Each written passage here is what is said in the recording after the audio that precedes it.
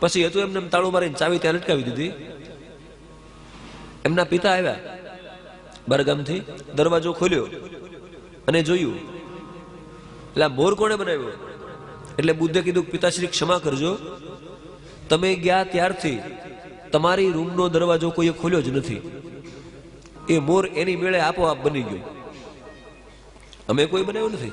અરે આપોઆપ થોડો બને, કલર પુરાઈ ગયા, પીસા, કલગી, સાંચ, આંખ, કોઈ ગયું જ નથી, હું અહીંયા જ બેઠો છું.